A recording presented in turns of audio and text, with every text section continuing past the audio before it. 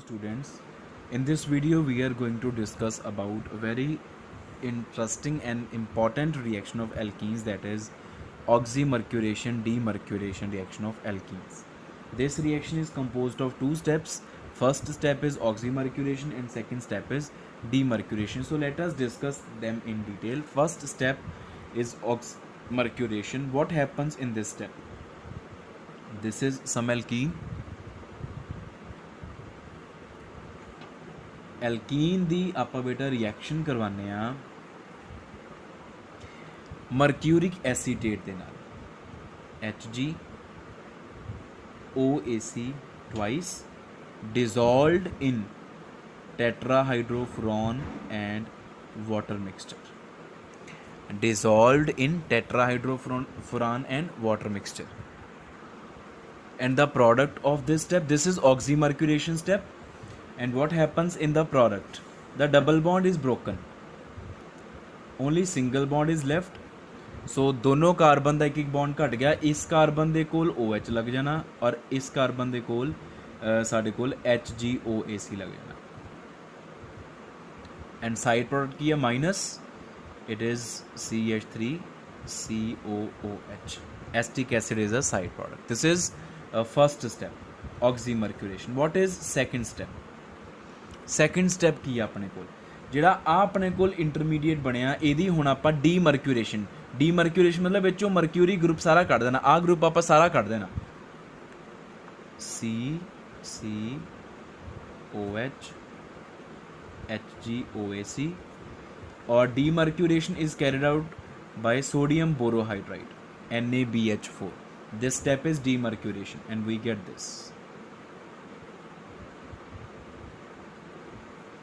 plus Hg plus acetate ion. This is what? This is alcohol. So final product of oxymercuration demercuration is the alcohol. Final product is the alcohol ਹੁੰਦਾ. ਇਹ oxymercuration step ਆ, ਇਹ demercuration step ਆ. ਠੀਕ ਹੈ.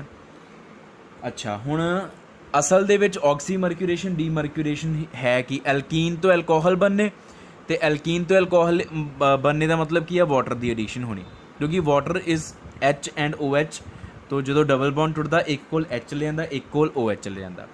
तो alkene दे विच वाटर नूं ऐड करके ही एल्कोहल बनते. तो oxymercuration demercuration is actually addition of water and follows the Markovnikov rule. So we can write that this reaction is Markovnikov addition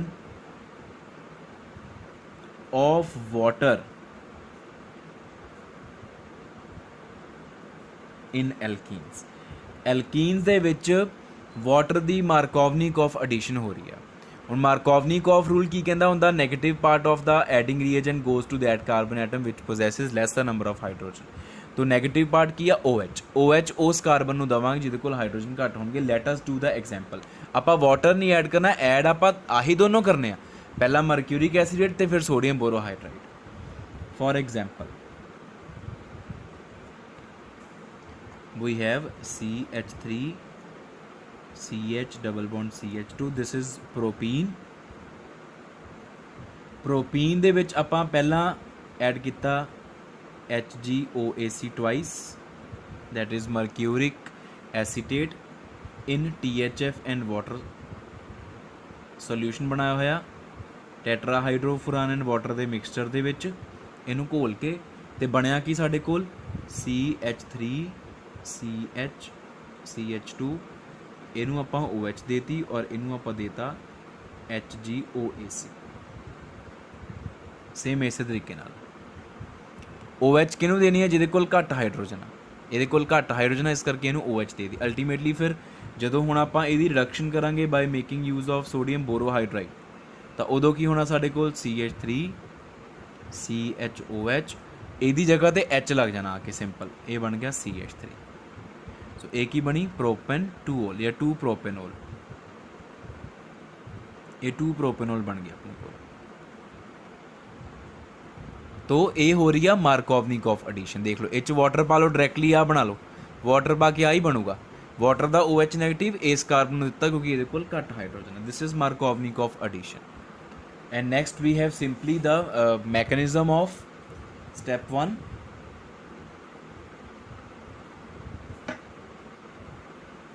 Step 1 the mechanism ਹੀ ਸਿਰਫ ਆਪਾਂ ਡਿਸਕਸ ਕਰਾਂਗੇ, ਉਹ ਵੀ ਕਿਉਂ ਕਿਉਂਕਿ ਇਹਦੇ ਵਿੱਚ ਇੱਕ ਨਵੀਂ ਚੀਜ਼ ਆਪਾਂ ਸਿੱਖਣੀ ਆ। ਉਹ ਕੀ ਆ? ਉਹ ਹੈ bridged carbocation. How bridged carbocation is formed? Let us take example. Say this is some alkene. ਇਹ ਸਾਡਾ ਕੋਈ ਐਲਕੀਨ ਆ। ਇਹਦੇ ਵਿੱਚ ਜਦੋਂ ਆਪਾਂ ਐਡ ਕਰਾਂਗੇ ਸਾਡਾ ਮਰਕਿਊਰਿਕ ਐਸੀਟੇਟ ਚੋਂ ਇੱਕ ਐਸੀਟੇਟ ਗਰੁੱਪ ਪਹਿਲਾਂ ਰਿਮੂਵ ਹੋ ਗਿਆ। ਆਪਾਂ ਇੱਦਾਂ ਲਿਖ ਸਕਦੇ ਹਾਂ HgOAc twice gives HgOAc plus OAc negative. Acetate group ਬਾਹਰ ਚਲਾ ਗਿਆ ਔਰ Ag ਦੇ ਉੱਪਰ ਆ ਗਿਆ ਪੋਜ਼ਿਟਿਵ ਚਾਰਜ। ਹੁਣ ਇਹ ਜਿਹੜਾ ਪੋਜ਼ਿਟਿਵਲੀ ਚਾਰਜਡ ਮਰਕਿਊਰਿਕ ਐਸੀਟੇਟ ਗਰੁੱਪ ਸੀ ਹੁਣ ਇਹ ਮਰਕਿਊਰਸ ਬਣ ਗਿਆ। ਮਰਕਿਊਰੀ ਕੀ ਵੈਸੇ Hg ਦੀ ਆਕਸੀਡੇਸ਼ਨ ਸਟੇਟ ਚੇਂਜ ਨਹੀਂ ਹੋਈ ਇਹਦੇ 'ਚ, ਇੱਥੇ Hg ਦੇ ਉੱਪਰ ਪੋਜ਼ਿਟਿਵ ਚਾਰਜ ਆ।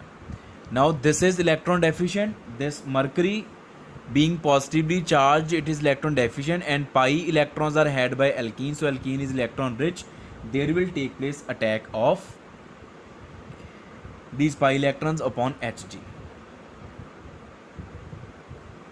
ਹੁਣ ਦੋ ਪੋਸੀਬਿਲਿਟੀਜ਼ ਆ ਸਾਡੇ ਕੋਲ, ਜਾਂ ਤਾਂ ਇਹਦੇ ਉੱਪਰ ਪੋਜ਼ਿਟਿਵ ਚਾਰਜ ਆਊਗਾ ਜਾਂ ਇਹਦੇ ਉੱਪਰ, ਲੇਕਿਨ ਆਪਾਂ ਇਹਨੂੰ ਪੋਜ਼ਿਟਿਵ ਚਾਰਜ ਦੇਵਾਂਗੇ। Hg ਜਿਹੜਾ ਵਾ ਮਰਕਿਊਰਿਕ ਐਸੀਟੇਟ ਗਰੁੱਪ ਜਿਹੜਾ ਉਹ ਇਹਦੇ ਉੱਪਰ ਅਟੈਕ ਕਰੂ ਕਿਉਂਕਿ ਇਹ ਲੈਸ ਹਿੰਡਰਡ ਆ। ਇਹਦੇ ਉੱਪਰ ਕੋਈ ਐਲਕਾਈਲ ਗਰੁੱਪ ਨਹੀਂ ਲੱਗਿਆ ਹੋਇਆ, ਇਹਦੇ ਕੋਲ ਸਿਰਫ ਛੋਟੇ ਛੋਟੇ ਹਾਈਡਰੋਜਨ ਐਟਮਸ ਲੱਗੇ ਆ। ਸੋ ਇਨ ਮਰਕਰੀ ਵਾਲਾ ਜਿਹੜਾ ਆ ਸਾਰਾ ਕੰਪਾਊਂਡ ਆ, ਸਾਰੀ ਕੈਟਾਇਨ ਸਪੀਸ਼ੀਜ਼ ਆ, ਉਹਨੂੰ ਇੱਥੇ ਅਟੈਕ ਕਰਦੇ ਟਾਈਮ ਸਟੈਰਿਕ ਰਿਪਲਸ਼ਨ ਘੱਟ ਫੀਲ ਹੋਏਗੀ because this is less hindered carbon. ਇਸ ਕਰਕੇ ਉਹ ਇੱਥੇ ਅਟੈਕ ਹੋਊਗਾ ਉਹਦਾ, ਤੇ ਇਹ ਕਾਰਬਨ ਦੇ ਉੱਪਰ ਪੋਜ਼ਿਟਿਵ ਚਾਰਜ ਆਊਗਾ। ਇਸ ਤਰੀਕੇ ਨਾਲ ਰਿਐਕਸ਼ਨ ਹੋਊਗੀ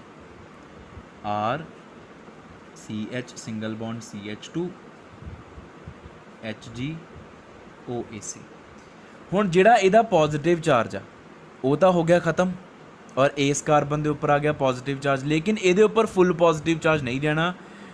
ਪੋਜ਼ਿਟਿਵ ਚਾਰਜ ਜਿਹੜਾ ਵਾ ਉਹ ਵੰਡਿਆ ਜਾਣਾ ਵਾ। Carbon and mercury partial positive charge ਇਹਦੇ ਉੱਪਰ ਤੇ ਪਾਰਸ਼ੀਅਲ ਪੋਜ਼ਿਟਿਵ ਚਾਰਜ ਇਹਦੇ ਉੱਪਰ। ਇਹ ਸਾਰਾ ਪ੍ਰਪੋਜ਼ਡ ਮੈਕੈਨਿਜ਼ਮ ਆ, ਦਿਸ ਇਜ਼ ਪ੍ਰਪੋਜ਼ਡ ਮੈਕੈਨਿਜ਼ਮ। ਬਾਅਦ ਵਿੱਚ ਇਹਦੀ ਵੈਰੀਫਿਕੇਸ਼ਨ ਕੀਤੀ ਗਈ ਸੀ ਕਿ ਫ੍ਰੀ ਕਾਰਬੋਕਟਾਇਨ ਨਹੀਂ ਆਉਂਦਾ ਇਹਦੇ 'ਚ, ਫੁੱਲ ਪੋਜ਼ਿਟਿਵ ਚਾਰਜ ਕਾਰਬਨ ਤੇ ਨਹੀਂ ਆਉਂਦਾ। ਕਾਰਬਨ ਤੇ ਪਾਰਸ਼ੀਅਲ ਪੋਜ਼ਿਟਿਵ ਚਾਰਜ, ਮਰਕਰੀ ਤੇ ਵੀ ਪਾਰਸ਼ੀਅਲ ਪੋਜ਼ਿਟਿਵ, ਦੋਨੋਂ ਨੇ ਸ਼ੇਅਰ ਕੀਤਾ ਹੋਇਆ ਪੋਜ਼ਿਟਿਵ ਚਾਰਜ। ਐਂਡ ਅਲਟੀਮੇਟਲੀ ਕੀ ਆ, ਵਾਟਰ ਦਾ ਅਟੈਕ ਹੁੰਦਾ, H2O attacks upon this carbon because ਇਹ ਪੋਜ਼ਿਟਿਵਲੀ ਚਾਰਜ ਕਾਰਬਨ। ਤੇ H ਪੋਜ਼ਿਟਿਵ ਉਹ 'ਚੋਂ ਬਾਹਰ ਨਿਕਲਦਾ ਮਾਈਨਸ H ਪੋਜ਼ਿਟਿਵ, ਤੇ ਸਾਡੇ ਕੋਲ ਆ ਚੀਜ਼ ਆ ਜਾਂਦੀ RCHOH CH2 HgOAc। ਆ ਚੀਜ਼ ਇਹ ਫਸਟ ਸਟੈਪ ਦਾ ਪ੍ਰੋਡਕਟ ਵੈਸੇ ਵੀ ਇਹੀ ਸੀ, ਆਪਾਂ ਪਹਿਲਾਂ ਵੀ ਇਹੀ ਲਿਖਿਆ। ਫਸਟ ਸਟੈਪ ਦਾ ਪ੍ਰੋਡਕਟ ਜਿਹੜੀ ਆ ਇਲੈਕਟ੍ਰੋਫਿਲਿਕ ਕਾਰਬਨ ਆ, ਆਹ ਵਾਲੀ ਇਲੈਕਟ੍ਰੋਨ ਡੈਫੀਸ਼ੀਐਂਟ ਕਾਰਬਨ ਆ, ਇਹਦੇ ਉੱਪਰ ਇਲੈਕਟ੍ਰੋਨ ਕੌਣ ਲੈ ਕੇ ਆਉਂਦਾ? Water as a ਨਿਊਕਲੀਓਫਾਈਲ। Oxygen electron ਦੇ ਤੇ ਕਾਰਬਨ ਨੂੰ ਆਕਸੀਜਨ ਦੇ ਪੋਜ਼ਿਟਿਵ ਚਾਰਜ H ਪੋਜ਼ਿਟਿਵ ਬਾਹਰ, ਇਹੀ H ਪੋਜ਼ਿਟਿਵ ਹੀ ਬਾਅਦ 'ਚੋਂ ਇਹਦੇ ਨਾਲ ਕਨੈਕਟ ਹੋ ਕੇ ਤੇ ਐਸਟਿਕ ਐਸਿਡ ਦੀ ਫਾਰਮੇਸ਼ਨ ਕਰਦਾ, ਜੋ ਕਿ ਫਸਟ ਸਟੈਪ ਦਾ ਸਾਈਡ ਪ੍ਰੋਡਕਟ ਆਪਾਂ ਲਿਖਿਆ ਵੀ ਸੀ। ਆਹ ਦੇਖੋ ਮਾਈਨਸ ਐਸਟਿਕ ਐਸਿਡ, OAc ਨੈਗੇਟਿਵ ਵਿੱਚੋਂ ਨਿਕਲਦਾ ਤੇ H ਪੋਜ਼ਿਟਿਵ ਵਾਟਰ 'ਚੋਂ ਨਿਕਲਦਾ, ਤੇ ਆਹ ਚੀਜ਼ ਬਣਦੀ ਆ। ਆਹ ਚੀਜ਼ ਇੱਥੇ ਪਤਾ ਲੱਗਦੀ ਇੱਦਾਂ ਬਣਦੀ ਆ। ਫਿਰ ਉਸ ਤੋਂ ਬਾਅਦ ਸਟੈਪ ਨੰਬਰ 2 ਆ ਜਾਂਦਾ ਸਾਡੇ ਕੋਲ, it is simple the reduction, ਇਹਦਾ ਰਿਮੂਵਲ ਹੋ ਕੇ ਇਹਦੀ ਜਗ੍ਹਾ ਤੇ H ਆਉਂਦਾ। ਉਹਦਾ ਮੈਕੈਨਿਜ਼ਮ ਆਪਾਂ ਸਿੰਪਲੀ ਡਿਸਕਸ ਇਸ ਤਰੀਕੇ ਨਾਲ ਕਰਦੇ। ਆਹ ਹੈ ਬ੍ਰਿਜਡ ਕਾਰਬੋਕਟਾਇਨ।